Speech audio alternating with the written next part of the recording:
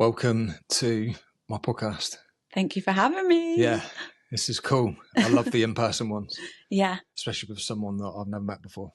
Yeah. We just had a little chat in the kitchen, but yeah, we're going to have a cool conversation. So welcome back to another episode of Shapes of Resilience. Today I'm joined by Leanne Bierton, also known as Lean with Leanne. That's the one. Yeah, she works at Winners Gym, Yeah. but she was also building a massive network of ladies that she's helping. And she has recently launched her podcast, which is why I've invited her on today. We Missed the Memo. It's out now on Spotify. It's out for people to go listen to. But today we're going to get the detail around why Leanne has launched this podcast, a bit about her story, what she believes in, and wherever else the conversation goes. Bring it on. Yeah. I said earlier that I don't write any questions down. Yeah. Which sometimes, generally now, right at the start of the conversation, I always regret that. Because I'm nervous. How much easier would this be if I was on question 1 of 20? Yeah. But I've learned that all of the growth as a person happens through, I know it's cliche, but becoming very, very uncomfortable. Yeah. And it's so true, because I don't even know what I'm going to say next. And I know because we had a chat in the kitchen. Yeah. And we seem to have a similar kind of vibe, energy and intention of almost sacrificing ourselves in whatever people might think of us to think, well, who cares? We care more about getting our message across and what we believe in than what people might think of us. Yeah, 100%. 100%. So why did you feel that you wanted to start a podcast? So obviously I've been coaching for a long time, and I've been lucky enough to come into contact with a lot of women. That's my primary demographic. And I've heard a lot of stories. I've heard a lot of issues. I've also lived my own 38-year-old life that has had a lot of hurdles, a lot of trauma, let's say, a lot of struggles. And I just wanted to provide a safe space where women can listen to other women's stories, can find a community where they feel heard and seen, but also can get the services and the information and the reliable facts on any chapter of their life, because so many women are struggling with their health, with their mental health, with their hormones, and social media is absolutely rammed full of influencers and people just giving out rubbish information and preying on the vulnerability of women and men probably, but obviously women is more my niche.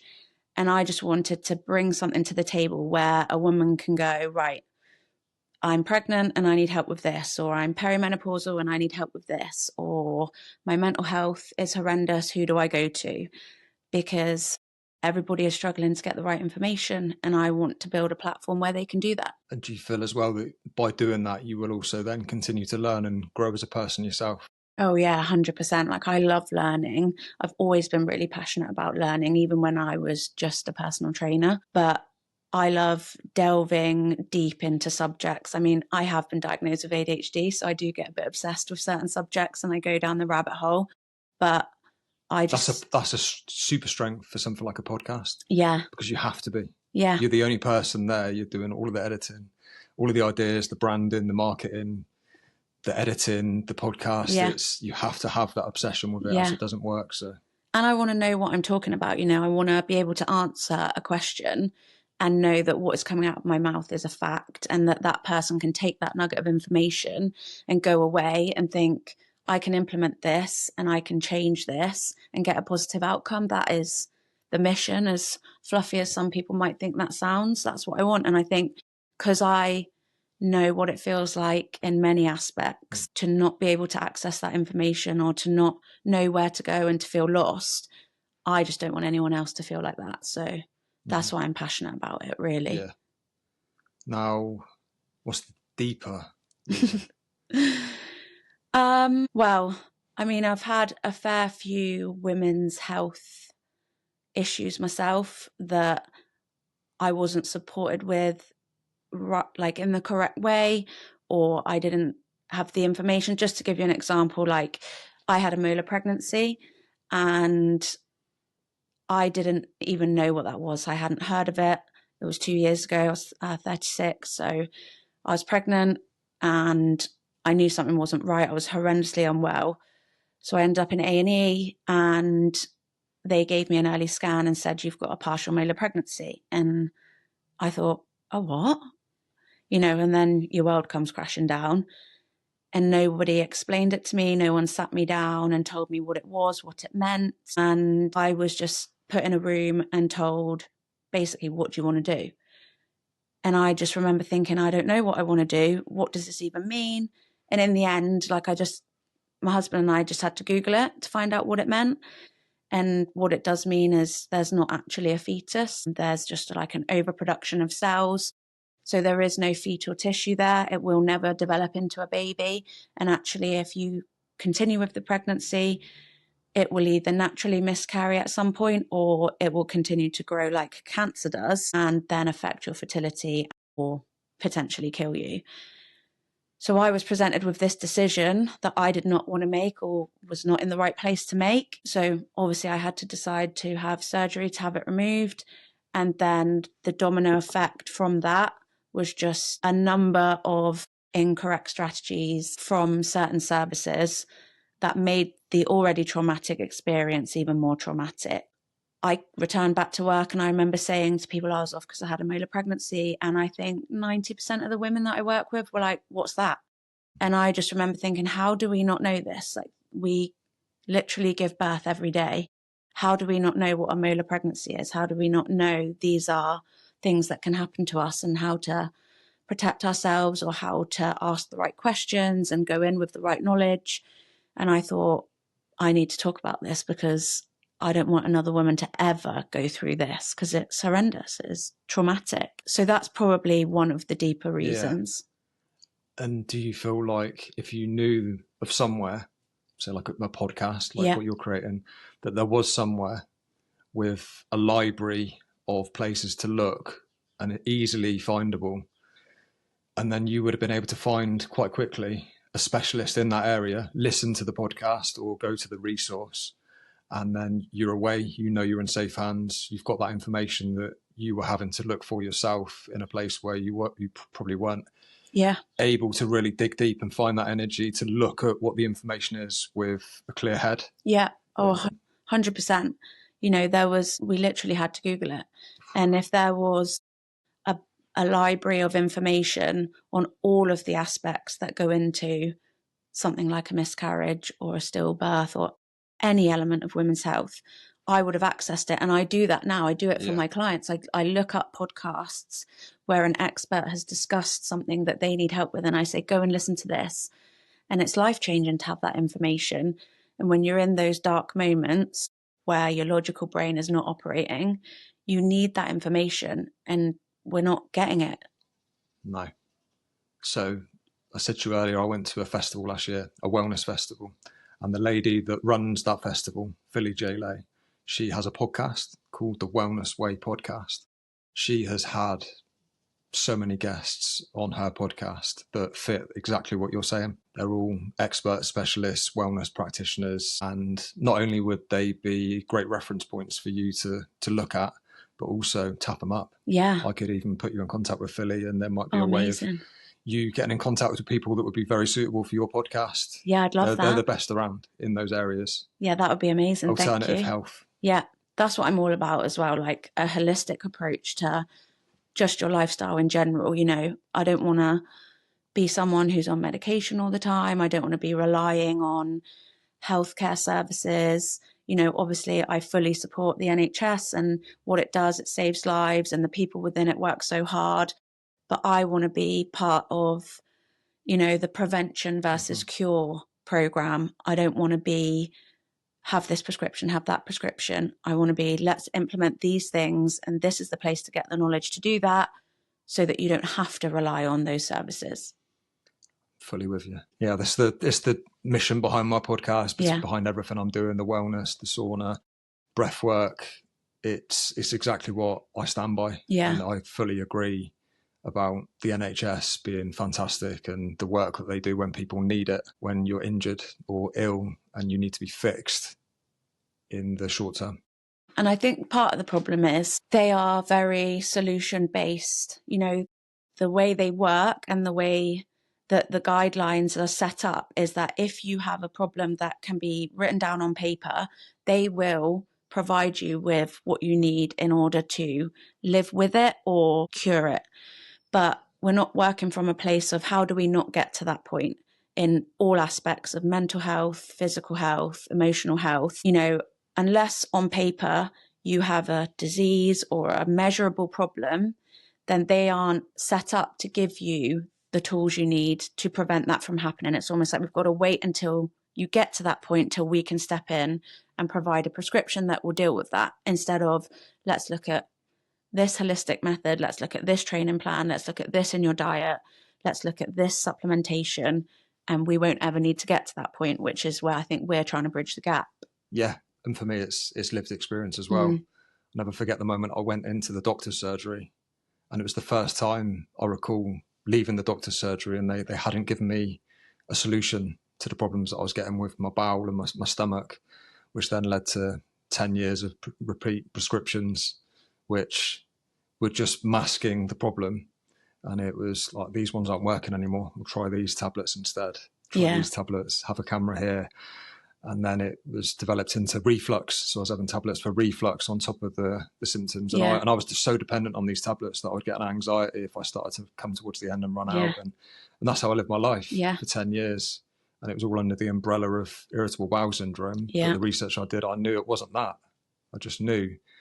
But I now know that it was just my body keeping the score on stuff that I was avoiding and neglecting to accept through the work that I do and the stress and trauma that I carry. Yeah. And now that I've realised that and overcome that, I've got no issues, no symptoms, and it's all holistic. Yeah, and I think a lot of people don't see the connection between stress and physical symptoms, and that is something that, well, last year nearly killed me, to be honest. I don't really like the word nervous breakdown or whatever, but August last year, I started physically getting really unwell, and it was like very neurological based. I remember my face was like drooping and twitching. I couldn't sleep, which I don't know how anyone lives with insomnia, because it was horrendous.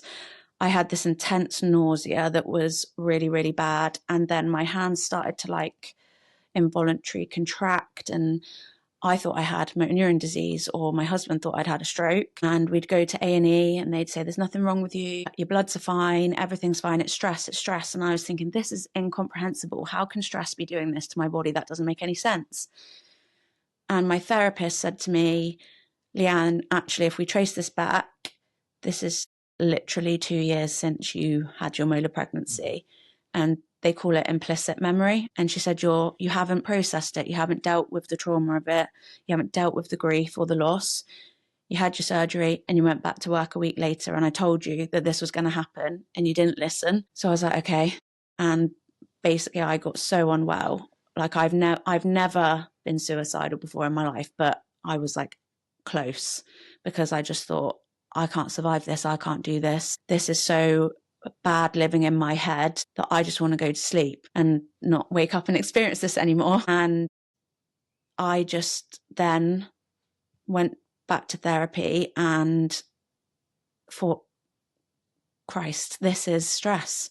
Stress does this. And a light bulb moment went off, and I thought, I need to deal with every single bit of trauma that is in my body right now, because otherwise I will end up dead. My body is telling me, our cup is full here, we can't deal with it. And I thought, now I need to tell everyone else that they need to do this, because how many people are walking around with neurological diseases or high blood pressure or had a stroke because the stress that they are just containing in their body is making them so unwell.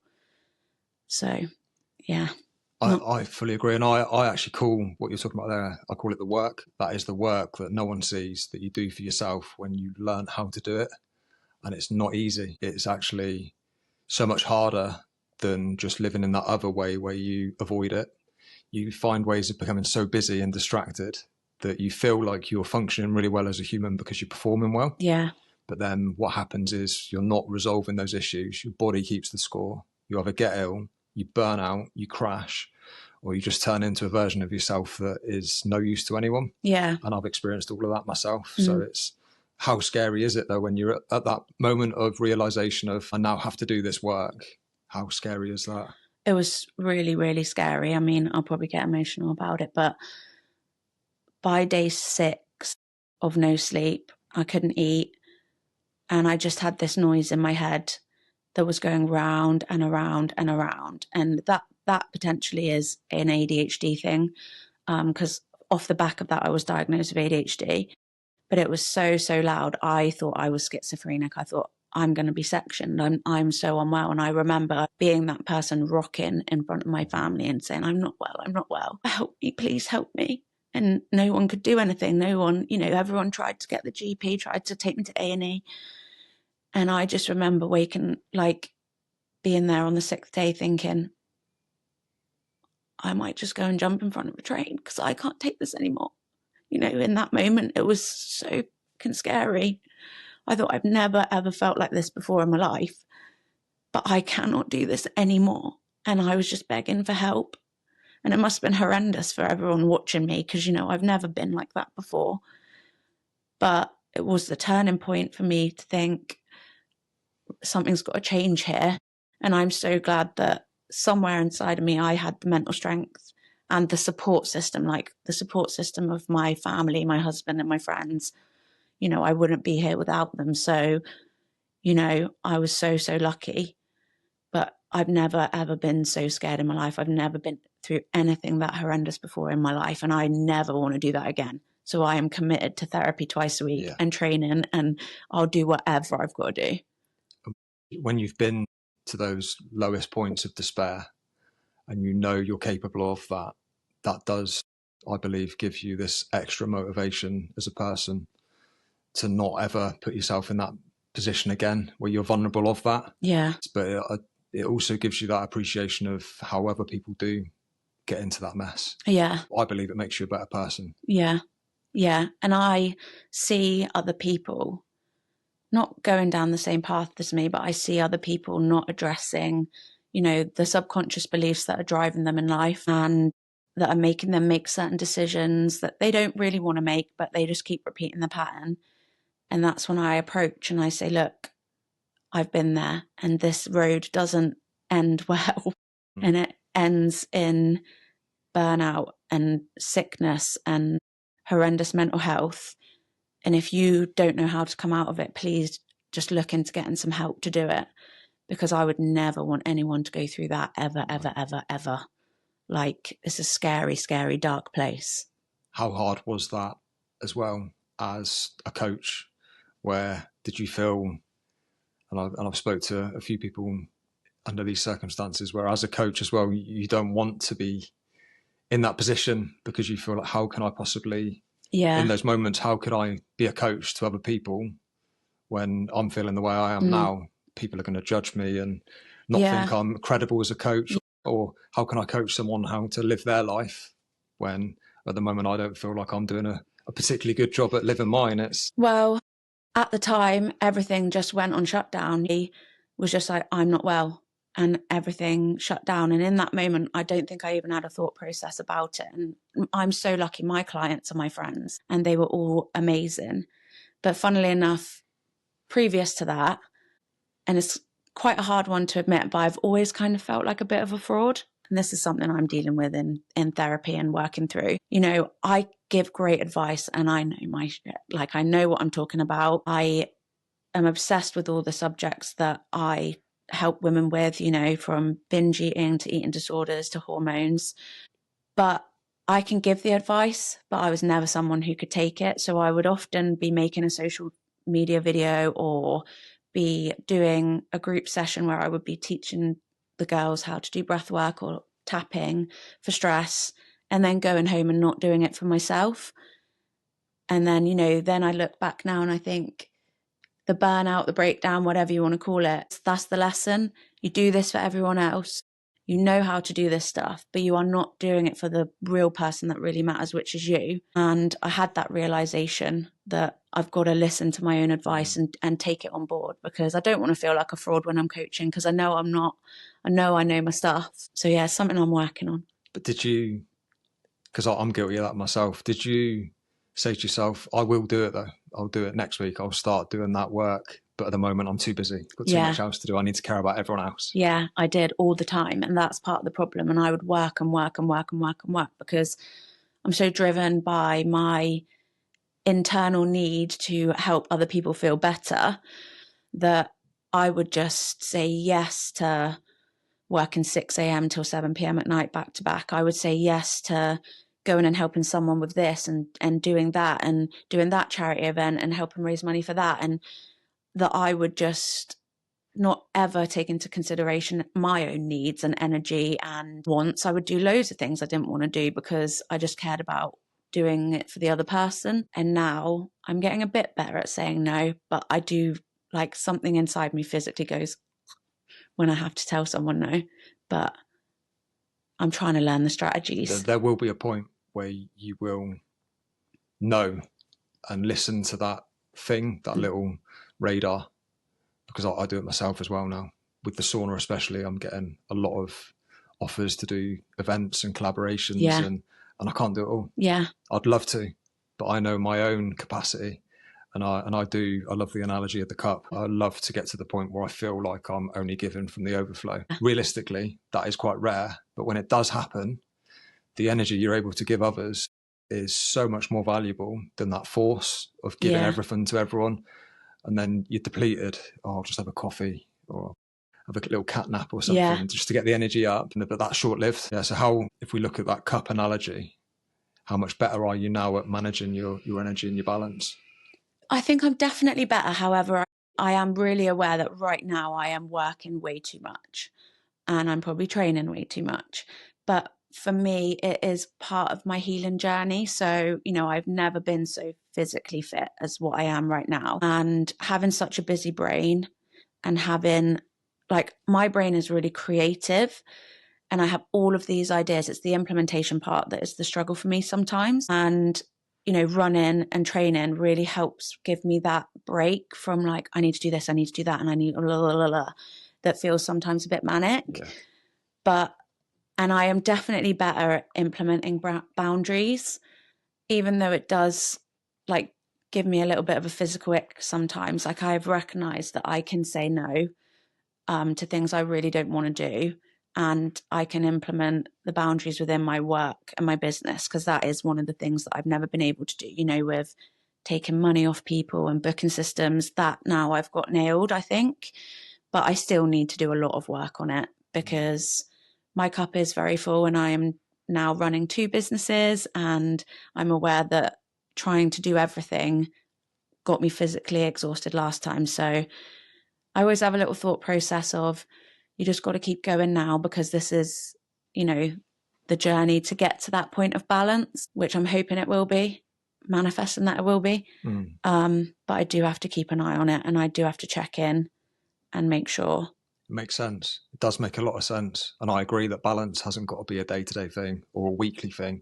It can actually be over the course of a year, where my target at the moment is my businesses and my podcast.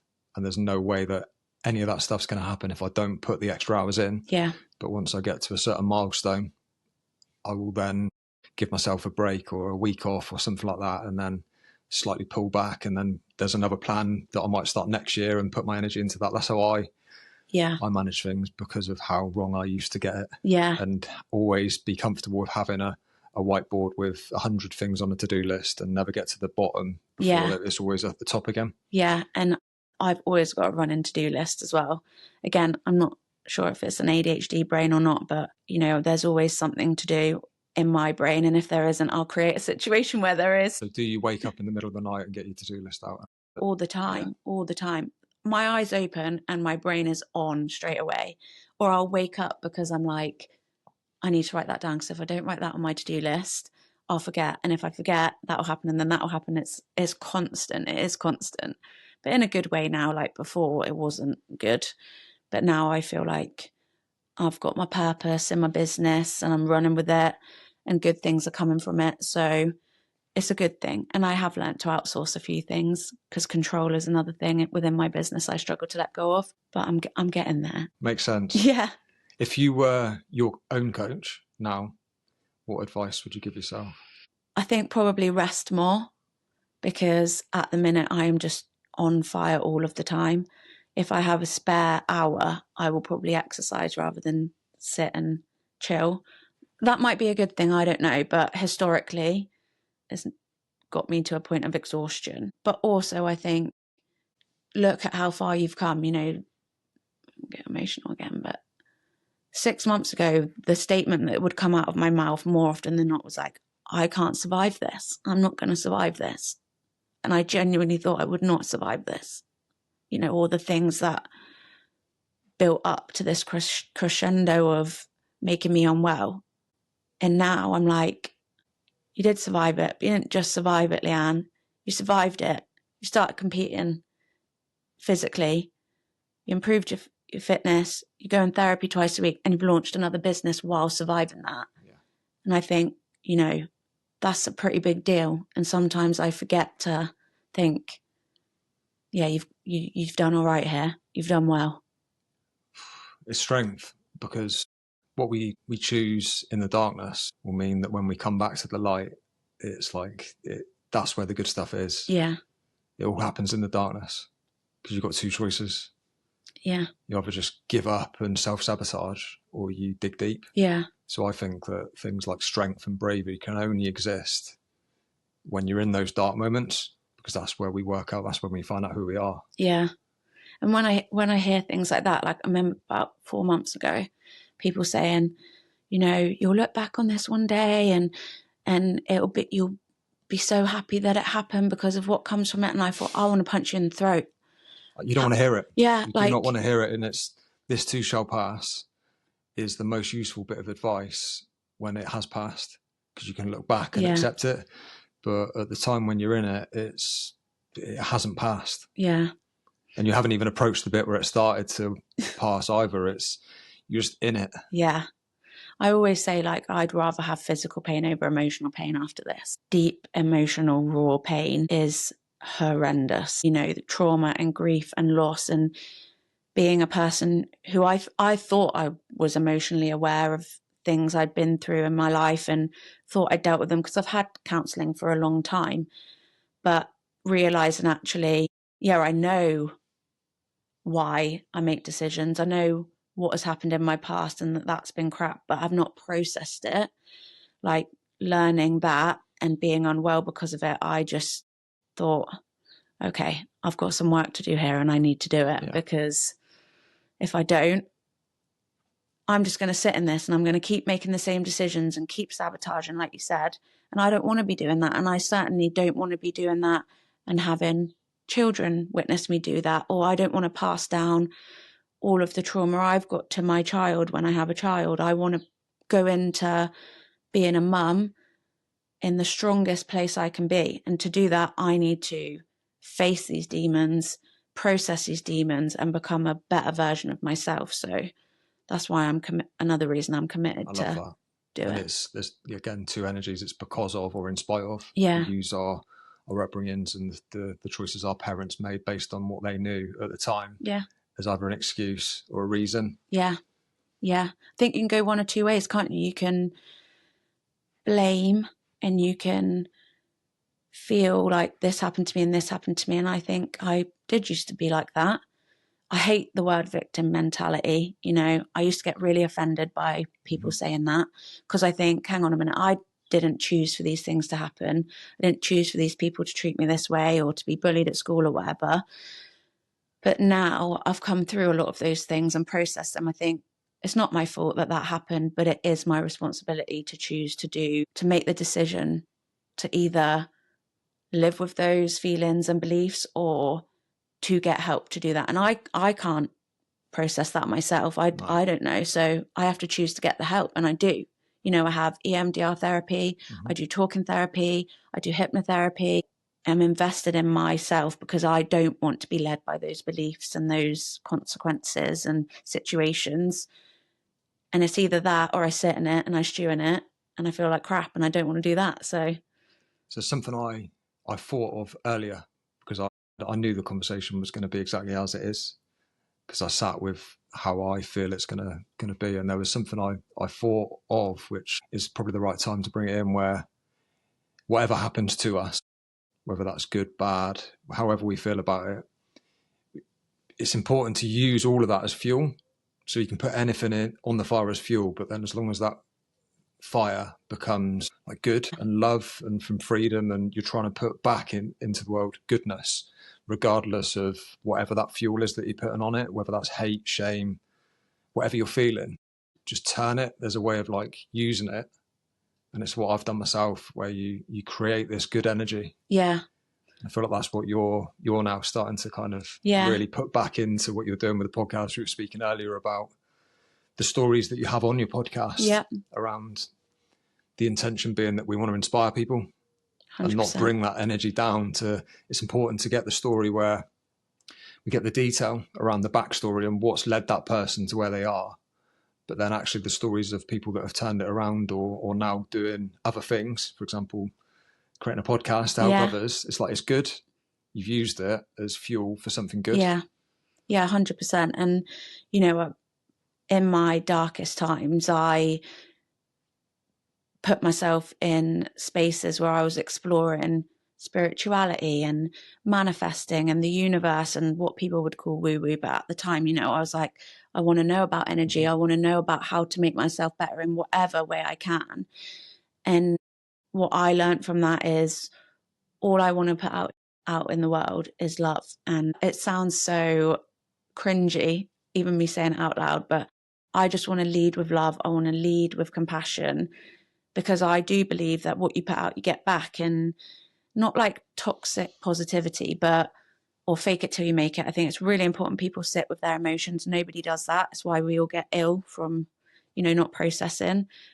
But I want to do things because there's a positive outcome. I don't want to sit and slag people off all the time, and I don't want to sit and moan about situations that aren't going to change or I don't have control over, because that just manifests in itself. And, you know, people are human, have a moan, say what you need to say, get it off your chest. But I noticed I was in circles that maybe, you know, the vibration isn't high, and I want to be at this vibration now. I want to be putting that vibration out into the universe for it to come back to me. And I think that's a really powerful thing people should think about. Yeah, it will happen, and I know that to be the case 100%. And do you feel now it becomes so clear to you when those environments are not in that alignment of the energy that you want to be part of? It becomes just so obvious and instant. You just know. Yeah. Like my body can react to it almost now at this point. And, you know, I'm not saying I don't ever moan about people or whatever. We're only human. But I don't want to sit and have hours of neggy energy or neggy vibes, because I just, even like in classes and stuff, I want the vibe to be up. I want everyone to leave feeling better, having taken away just even like 1% positive energy from a situation, because all we want to do is be happy and feel peace and be buzzing off something. Like I did a charity Zumba class last night, and everyone was buzzing, and like I'm giving 110%, and I'm smiling, and I can see everyone else smiling, and I couldn't sleep last night because I was just so buzzing. Yeah, and I just think that's the energy I want to put out there, because all those people feel good, and they're probably all going through their own crap. You know, I look around the room, I see people who've got Parkinson's, people who've got anxiety, people that have lost loved ones to cancer, and I just think they've forgotten about that for that hour, and that is the environment I want to create, and I want to be surrounded by people that want to raise their vibration and do good. Class. Thanks. Did you realise that you were capable of that as well? I come from the goodness you're doing now. I don't think so. And I struggle to see it now.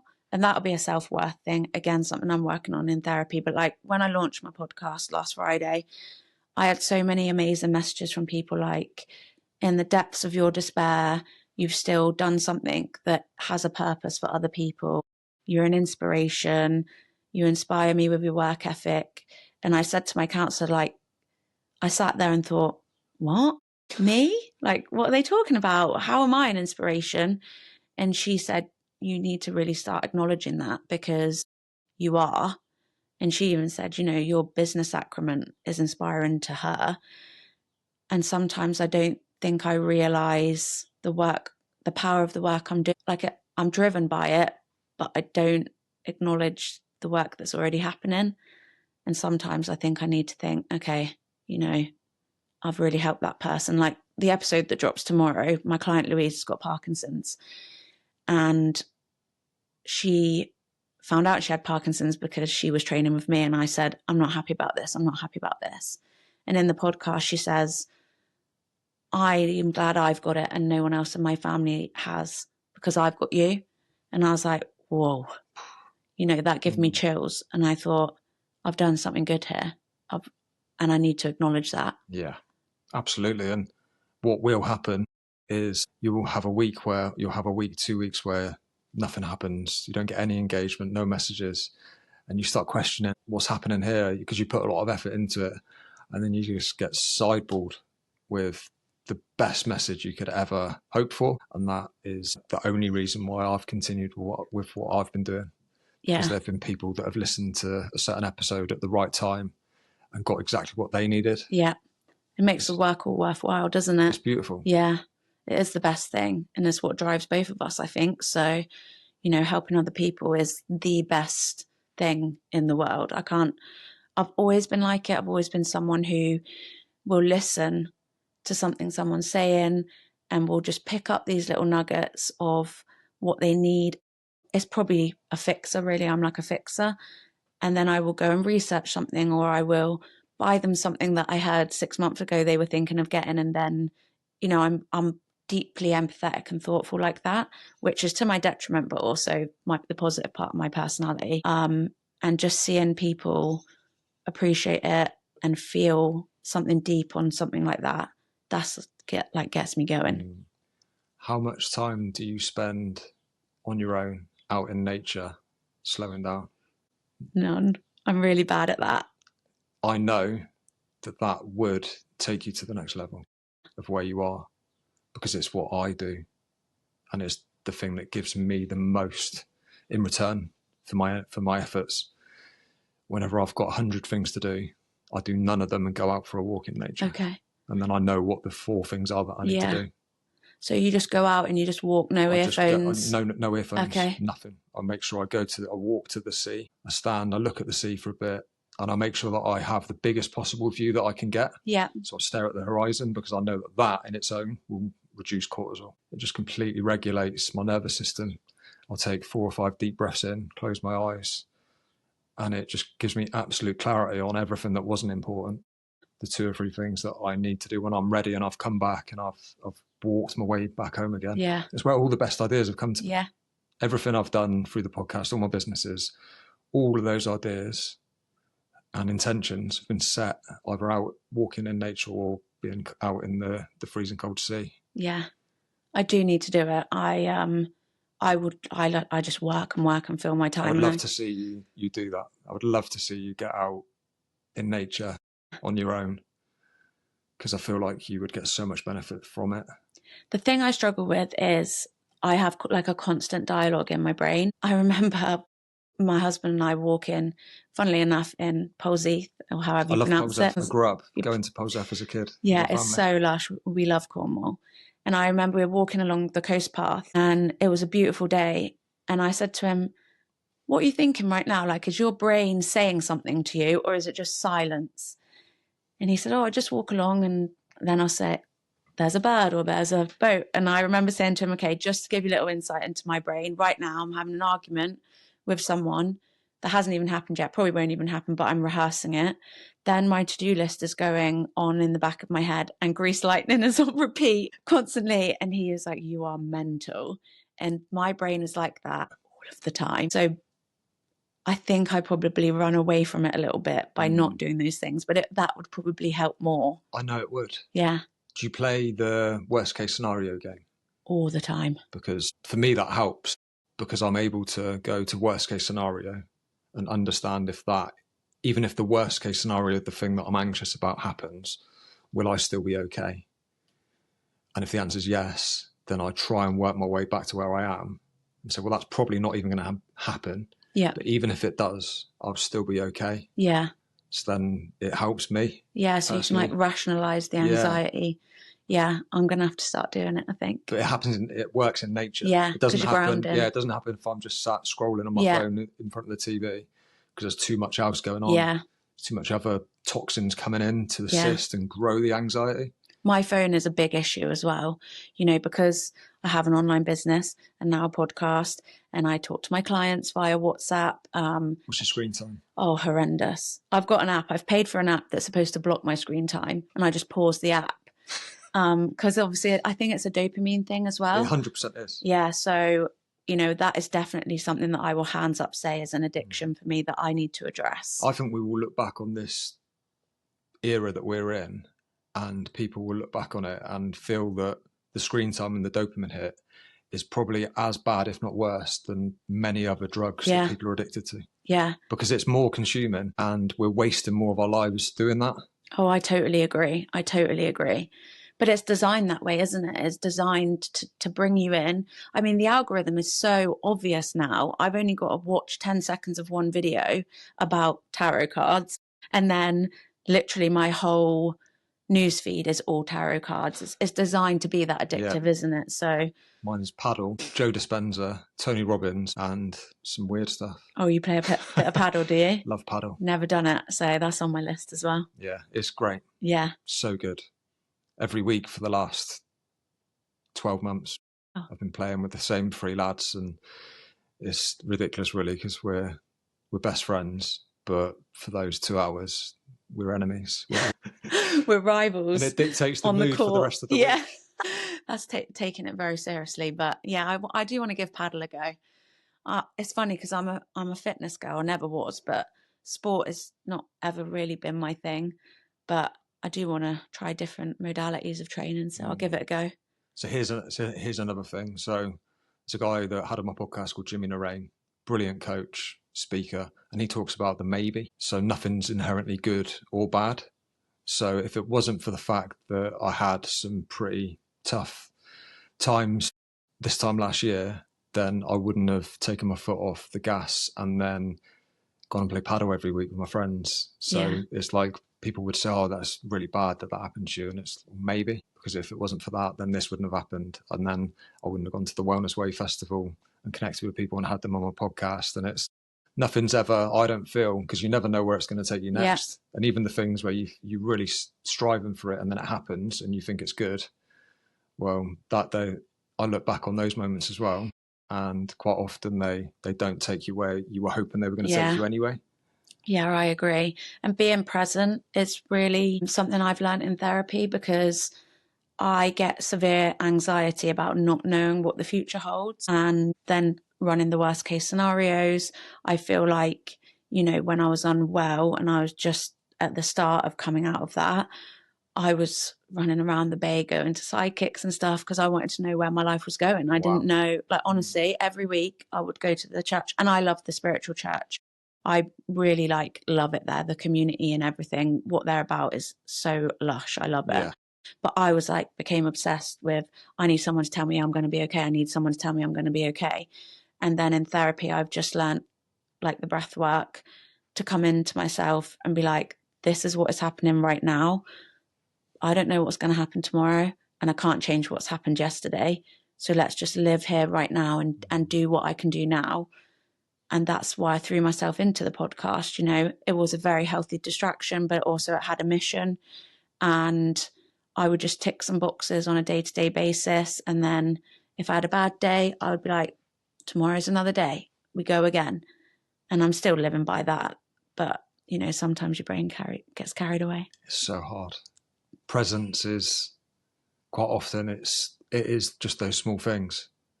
And you think your day is made up of the big moments and, I've got to do this today. So you almost, if you're not careful, you miss all of the small details in a day. And for me, that when someone says what's presence, it's everything. Yeah. It's like looking over and just looking, there's a tree there. Yeah. It's that I'm in that present moment because I've acknowledged what I'm looking at that time, which a lot of the time you think it's boring, but if you're not careful, then you just miss everything. Yeah. I think gratitude plays a part in that. I read The Secret, and I read her new book about manifesting riches and stuff when I was deep in my obsessive manifesting journaling, bring it all to me vibes. I think I'm there at the moment. Yeah. I'm obsessed, and anytime I see 3 numbers, Oh yeah, angel I'm like, numbers. what does that mean? Yeah, What does that Googling mean? it. What good is going to happen for me Yeah. now? Like a pot fell out of my cupboard this morning, landed in my coffee, and it spilt everywhere. And I was like, that means I'm going to have a bad day. I'm not doing something right. What is it? But then I feel like that can become a self-fulfilling prophecy, and that technically is manifestation. So like, But you can go too far with it. yeah. And I feel like I'm on the fringes of it being too far. Yeah. But it's because when I was aware of looking for the signs and synchronicities were really happening. Yeah. And then the intentions I was having in my head, I was like, this is telling me that I need to be brave and do that. So then when I did it, I then got further rewarded with other things that I'd been hoping for and desperately pushing for, that I was creating the wrong energy for. Yeah. That I was like, this is definitely a thing. Yeah, I agree. And I went down the rabbit hole with manifesting and Neville Goddard and Joe Dispenza and all of those people. And it did probably become a little bit too much, because I was then trying to journal every night, and I was writing in the future tense and stuff. And then I was reading about, like, if you're constantly doing that, you're living in the lack, and you need to be embodying the person who already has it and all of this. That's the one. Yeah. And then that's what I did. And now I don't journal as much. I do practice the gratitude, especially with money, because, I didn't come from a wealthy background or anything like that. I'm a single parent family. My mum was. She did everything she could to give us the life she could. But, money is not something that has ever come easily in my thought process. And then reading the book and reading about manifestation, I was like, right, I need to stop operating from a place of lack. And I just need to believe that it is all going to come to me, and I need to make space for it to come to me. And that was changing my internal dialogue, changing the way I think, the way I view things, including myself, and just almost like faking it till you make it, until your body believes it. Yeah. And that's where I start everything I do, is from faking it till I make Yeah. it. But to the naked eye, I feel like nobody else will know whether what you're doing is from a place of lack or from love. Yeah. It's only you that know, because the output is the same. It's the energies are completely different, and they lead to different outcomes. Because if you're doing it from lack, then you're not present. You're scared. It's fear. And to me now, looking back, nothing good was happening for me. Yeah. There's a clear moment where I've acknowledged things, processed them, done the work, come out the other side, and now I try my hardest, which doesn't always work. Yeah. But try and do it from that place of love. Yeah. No, I agree. And the living in the lack thing, we can get so caught up in all the things we don't have and all the things we want, and it's quite a materialistic world out there. And sometimes I just think, I just need to look at the people around me, and I need to look at what I'm achieving that doesn't have a monetary value. I mean, obviously everyone needs to earn money to pay the bills and stuff.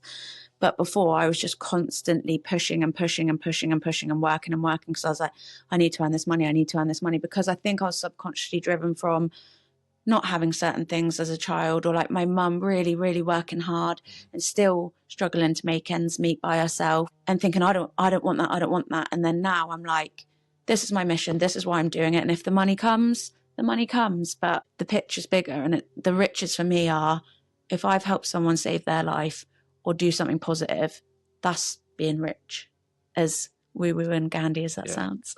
I agree. We'll wait and see if this hedge trimmer. I go off on tangents, sorry. It might be the ADHD. But yeah, sometimes I can go down a rabbit hole and talk about stuff forever. Every single podcast is the same. Yeah. Because there's no script. Yeah. It just goes where it goes. It's funny because obviously I've been diagnosed with ADHD, but I wonder if it's even a thing. Not that I don't believe in neurodivergence, I do, but I just wonder if it's more like a addiction. Yeah. To habits and behaviours and thought processes. Yeah. As a result of multiple traumas, or not having the best childhood or whatever, and you're living in fight or flight, or you're constantly looking for scenarios where you have to try and be safe or protect everyone else's mood, and then you just are constantly got that dialogue all the time. Of course you have, it sort of manifests, and then you become self-employed, and that manifests a constant overthinking. And we're back. I've told the neighbour he can chainsaw the hedge at another time. Yeah. Literally right behind the hut. Yeah. He's got one of these proper big hardcore petrol Texas Chainsaw Massacre vibes. Strimmer. So I watched for a bit and I thought, I'm just going to have to. Fair enough. It's a big old hedge. Yeah. But respectfully, he said, I'll come back later. Oh, what a legend. Yeah. So we can carry on. We can carry on. So a topic I wanted to ask you about, because I feel like this again is another big driver for you, and you're right, there's so much out there for men's mental health, and it's something that I'm very, very passionate about as a man that's suffered with mental health and still has issues, should we say. And I'm surrounded by lots of men, and because of my job, where it's a big thing, and the statistics around men that commit suicide are very, very distressing and huge. But there was something you put on one of your posts, which was very interesting, actually, was that because if we look at men committing suicide, that is a huge statistic. The fact that whether or not the numbers of women that commit suicide are as big doesn't take away from the fact that actually the health issues, the mental health of women is equally, if not more alarming whilst they're alive. Yeah. And maybe I almost went to the point of thinking, well, does in some ways that mean maybe that women just aren't able to give up in the same way that men have this tendency when they reach a certain point of, I've had enough, I'm going, and women maybe are able somehow to not get to that point. Yeah. But it doesn't mean that it's not as important, and that, I don't know, that feels like somewhere maybe where you feel so passionately that it's a topic. Actually, why isn't women's mental health being as pushed as much? Yeah, I think women's mental health is potentially a little bit more complex because it's actually driven by so many different things, and our hormonal system is way more complex. And I didn't realize until I went through it that has a massive impact on our brain chemistry, our anxiety, manic depression, postnatal depression, PMDD, horrendous anxiety, suicide, ideation around your period. Like, all of that is affected by hormones. And there's definitely not enough support, research, funding, information about that. So there's that element to it. There's also the element that I think women have to take on maybe more roles than men. The woman tends to, and this might be an old school way of thinking, but from what my experience is with clients, you have to be the mother, you have to be the organizer. You also now have to full-time work on top of that because people can't afford to not be a 2-income household. You have to hold it all down, and you never prioritize yourself. The majority of women I speak to and work with, they are down the bottom of the totem pole when it comes to priorities. So then you have the exhaustion that goes into that, the anxiety of trying to juggle all of these plates and trying to, be everything to everyone. And then you're supposed to look a certain way while you do it, and you're not supposed to age, and you're not supposed to do this. Like, we have that pressure way more, I think, than men. The men still have the pressure, but, we are constantly marketed to be younger, to be thinner, to have longer hair, to have fuller lips, to have bigger breasts.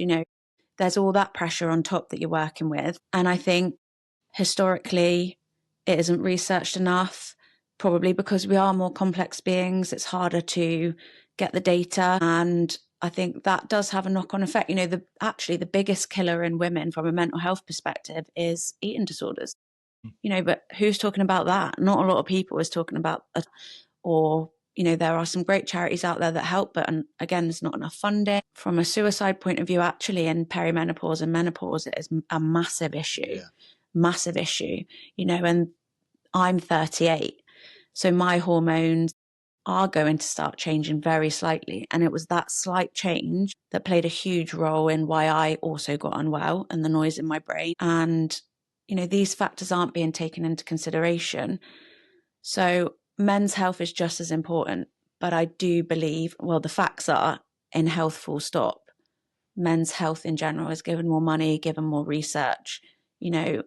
just yesterday, Tommy's miscarriage charity and child loss charity have gone to Parliament to try and get miscarriage laws changed, because Viagra is in its 6th generation now. It has been tried and tested and researched, generationally for years, whereas miscarriage hasn't, and the two things are very, very different.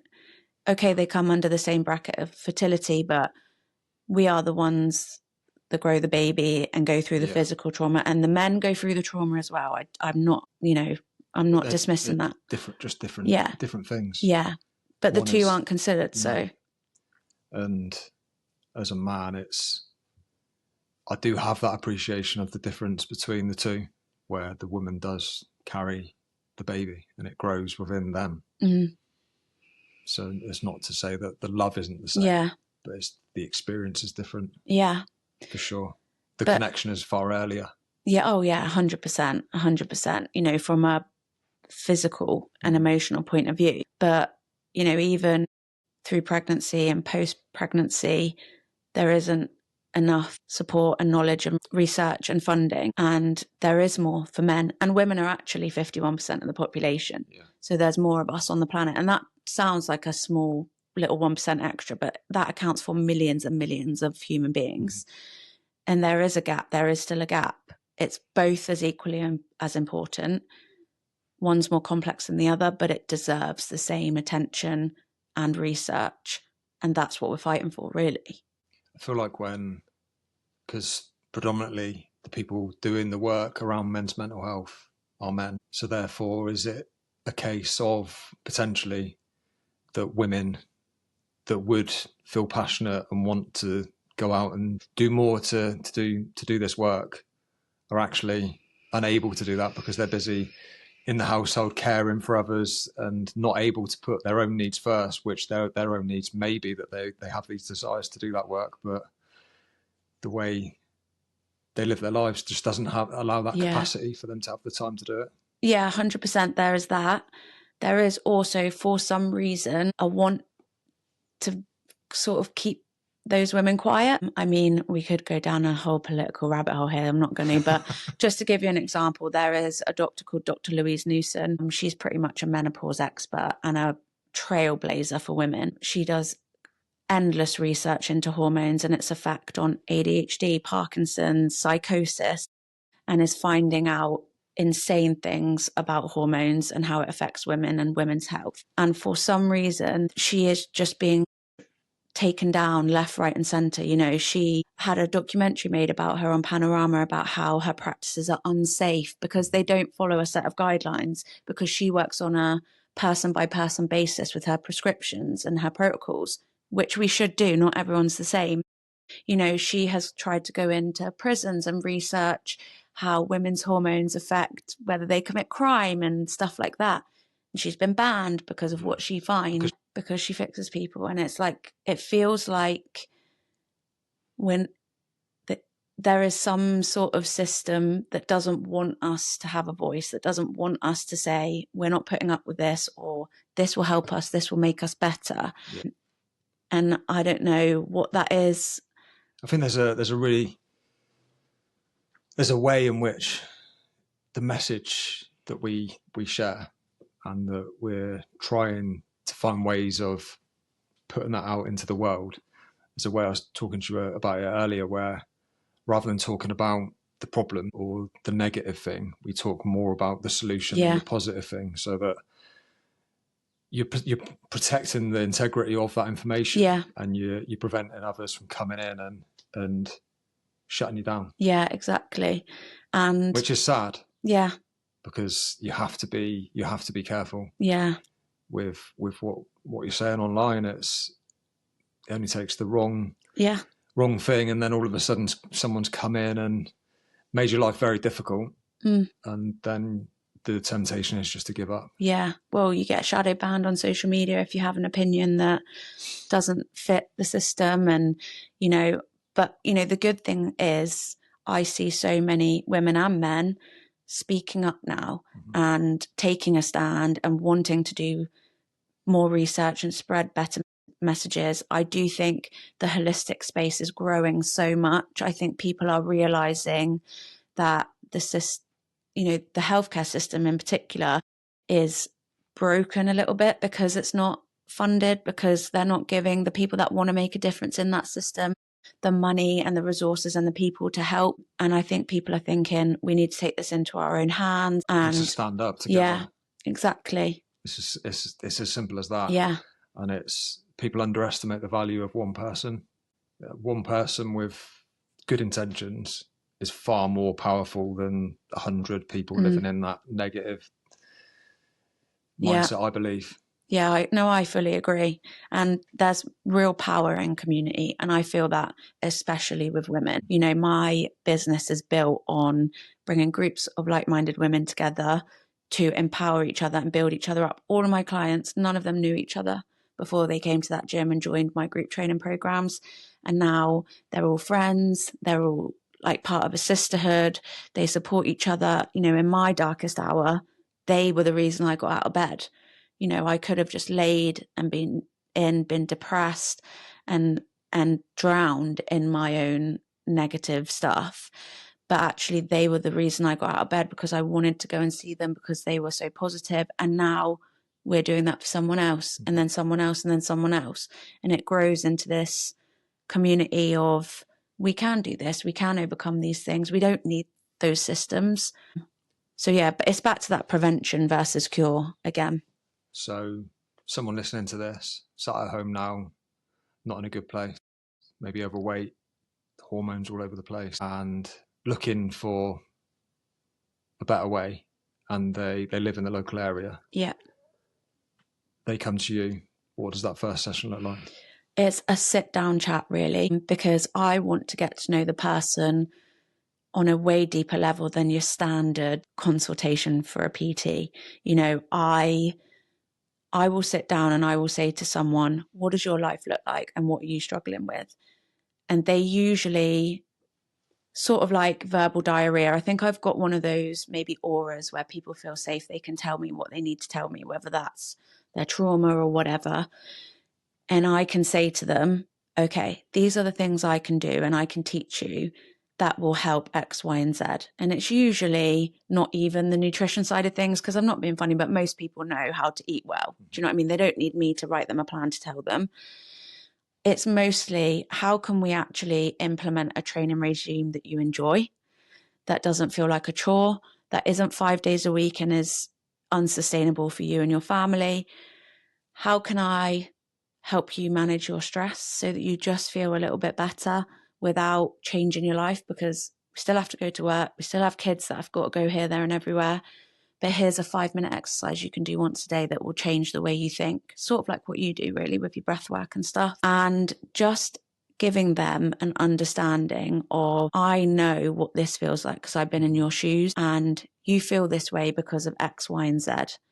And we can change that. And it's going to be work, and it's going to mean you've got to be consistent, but whatever you need, I'm here. And I've had women come to me. You know, I had a lady recently sign up, so anxious of the gym, like barely could even walk in.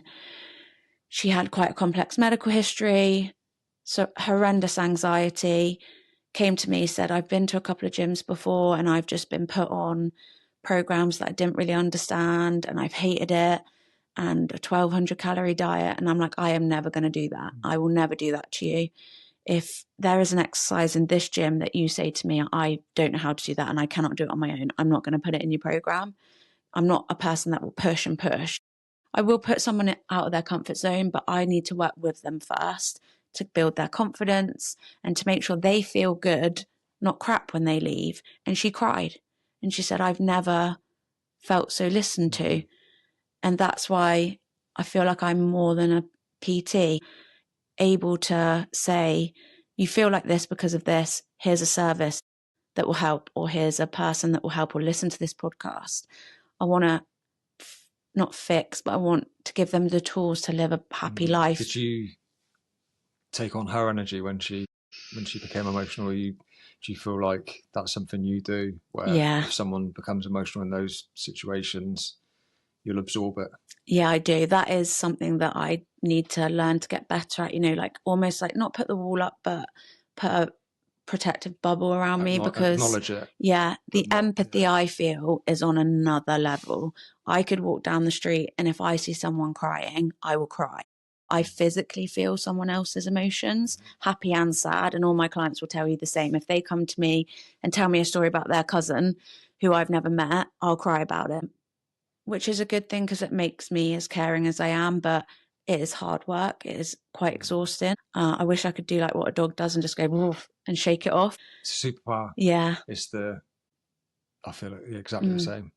And it's becomes apparent when you have these conversations. Why has someone else felt so strongly about something that they want to do a podcast?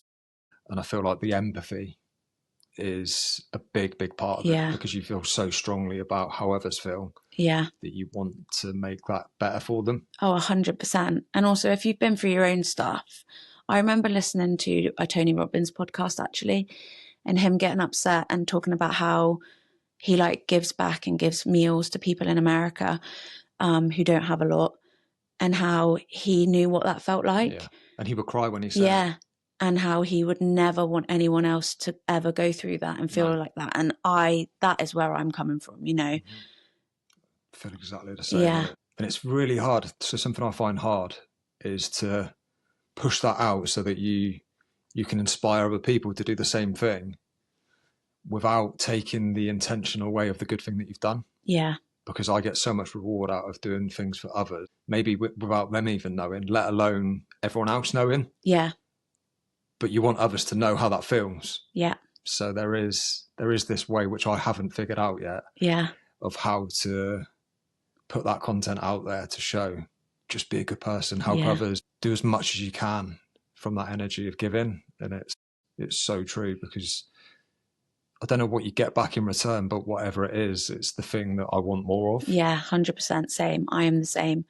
And then, pay it forward. I love that expression, because if I do something for someone else, even if it's like just letting them out of a junction they've been waiting at for 10 minutes, they're going to be grateful. And then maybe they'll do that for someone else, then they'll do that. And it's like a domino effect. And if there was more of that in the world, it would be a better place to live in. So this is your opportunity then, because if you're asked, it's different. Then it's not like, oh, look what I've done. Give us an example of something that you've done where you've had that feeling of, that feels so good that I've done that for that person. So probably back to that lady that came in for a consultation. She has what I have diagnosed as PMDD. So, when certain times when your hormones dip in your cycle, she has really horrible intrusive thoughts. And I said to her, I'm going to go away and research this. And then I go down the rabbit hole and I listen to the podcast, and I was like, right, I really think you need to do X, Y, and Z. And off she went, made an appointment with a relevant service, got the help she needed, totally changed her life. And I'm a personal trainer. Really, all I could have to do is count to 10, and I can't do that. My clients will tell you that. But like for me, I think her kids are going to have a better mum now. Her husband's going to have a better wife. Her friends are going to have a better friend. And she is going to have a better place to live in her head. And that is fucking life-changing. Yeah, it's the one. And that matters way more than how much you weigh, guys, by the way. Yeah. Because I don't care. Your kids don't care. It's all that matters. Yeah. And for me, looking back, people that have done that for me, I'll never forget it. And I'll feed back to them as much as I can how much those little things mean to me, and how much they like changed who I am. You don't forget people that have changed your life. Yeah. Especially when they come with a light in the dark. They're the people that will be ingrained in your brain forever. This hardest part of my life ever, like I know who is on my list of people that I would not be here without. And I will never be able to repay them, but I'll spend my bloody life trying to. Love that. So on the flip side of that, are there particular people that you want to kind of acknowledge of being important to you in this journey and that have really helped you out and inspired you to do what you're doing now? Well, there's so many people. So my husband, when I was really unwell, he kept me alive in more ways than one. He was amazing. He got the help. He fought and fought and fought to make sure that I was still here. Did he pretty much just come in and do what you were unable to He do just, for yourself? Yeah, he kept me alive. Totally just took over everything. He got me the services I needed. He got me the help I needed. He did everything. He kept me alive in that moment, and I'm so grateful for him for doing that. And then a very special lady called Pip, who has just, again, kept me alive for chapters of my life that I didn't think I'd survive. You know, she has fed me, has watered me, has provided me with a safe space to be able to break down and express my emotions. And yeah, she has just been unbelievable. I have to really thank some people from my workplace. John Ellery, who is like my ride or die. He is the reason I have such a successful business, but he's always been such a good friend to me. And also Dean Turner, the manager of Winners. He actually has played a very big role in the podcast. And when I was unwell, I said to him, I'm going to sack this all off. I don't want to be self-employed anymore. I can't handle this anymore. You know, I love helping women, but I can't do it. I'm going to try and get a job as a women's health coach. And he said, Leanne, you can't do that. You have to do this. Let's figure this out. He really helped me facilitate this whole thing. And my clients and my ride or die friends who have held me up when I couldn't hold myself up. They were amazing. And they just kept saying to me, it's our turn to do it for you now. And they did. They really helped me. Was there any resistance from you when you were offered that help back in return that you... Yeah, definitely, because it feels alien for me to have clients. You know, it's meant to be my job to do that for them. So then when they took over that role for me, it felt a bit alien, but oh my God, am I grateful, because like I said, they were the reason I got out of bed. You know, I would have just been a mess, and I showed up for work every day, and it was such a positive influence and distraction. And they accept me 100% as I am. On the days when I was having a panic attack in the gym, when I wasn't there to be able to be what they needed, they were that person for me. And I'm so grateful for that. I love that.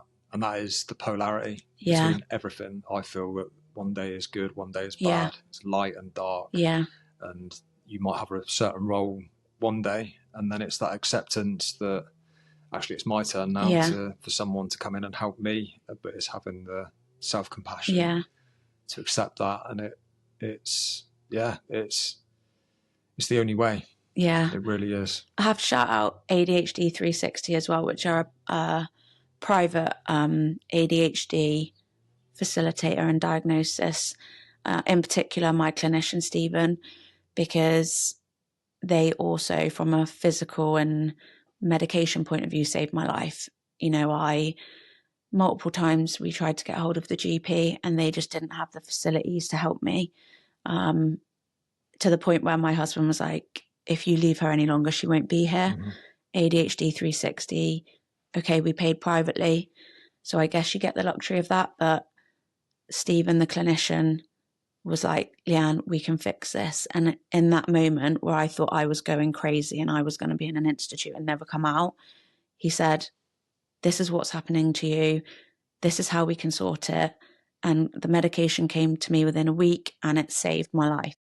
So I have to shout them out because they are an amazing service. So I'm grateful for them as well. Sounds as well as saving your life, it gave you that feeling of safety. Yeah. And just like, this is what's happening to you, because I'd never experienced anything like that before. And I thought, I've had a psychotic break, I've gone mental. But he explained it within the first session, and both me and my husband just in tears, because it's like, finally someone can tell me what is wrong with me, what has happened. And they were really, really substantial in me getting better. Wow. Yeah. So to wrap up, well done. Thank you. Because you spoke about everything, and it's so easy for people to not do that. Yeah. It's easier to not do that. And especially when you clearly have, similar to myself, where you question yourself. Yeah. And you have parts of you where you think, is this normal? Mm. And you don't want to accept certain parts of you. So for you to, one, acknowledge it, but then two, come on and speak about it openly. Yeah. Is amazing. Thank you. And it's also the reason why I know your podcast is just going to be amazing. Thank you. Thank you.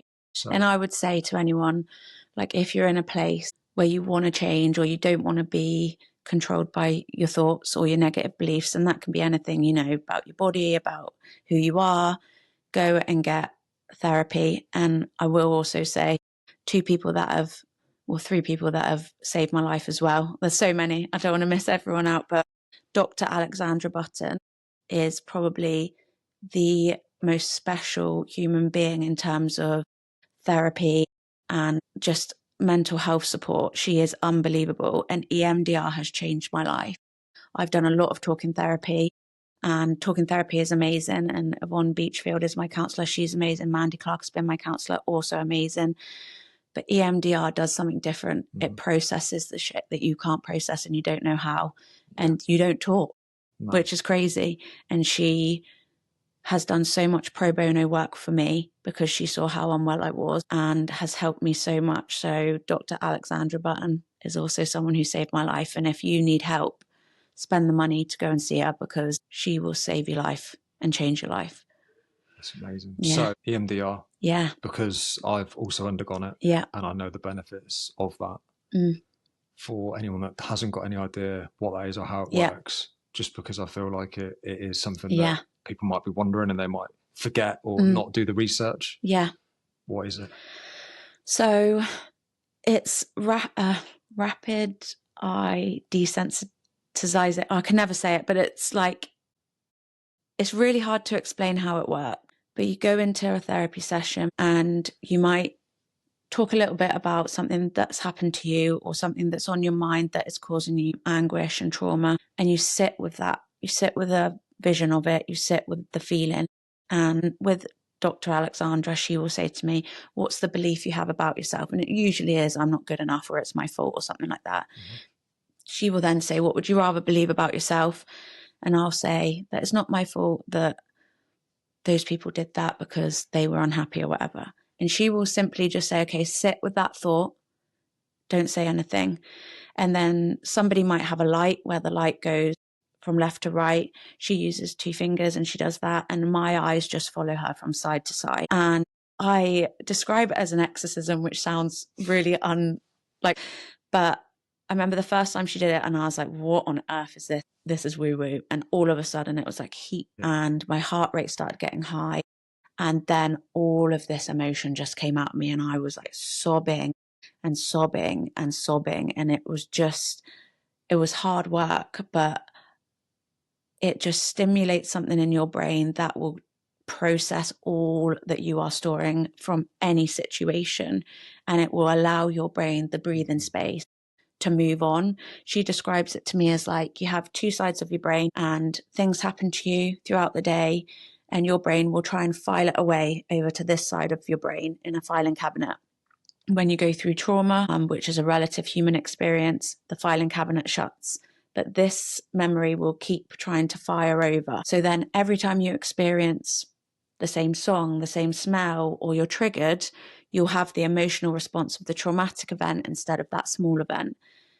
What EMDR does is it opens the filing cabinet and it files that file away. Explores other meanings. Yeah.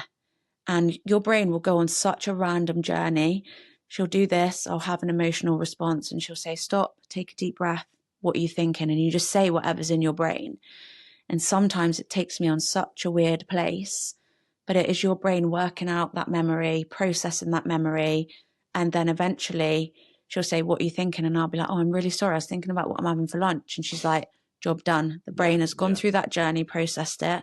And now you look at the situation and you go, yeah, that was shit, but I'm not being driven by the emotions that I've stored about it. I've processed it and I am now able to move on. It is life-changing. So please explore it. Brilliant. Thank you for explaining it. And to add to that, a little light-hearted thing to add is that my therapist said that he also uses it when he forgets where he's put something. He'll go back, he'll remember when he had his keys in his hand, do his eye movement, and he'll then remember where he's put his keys. That's crazy, isn't it? My therapist, Alex, was telling me about how the first guy she had been in a horrendous like carjacking situation, had been knocked out, couldn't remember any of it, thought he'd just been knocked out from the start. She did EMDR with him 3 years later, and he just remembered everything. He remembered the faces. He remembered that he fought back, all of these things he couldn't remember that were affecting his life.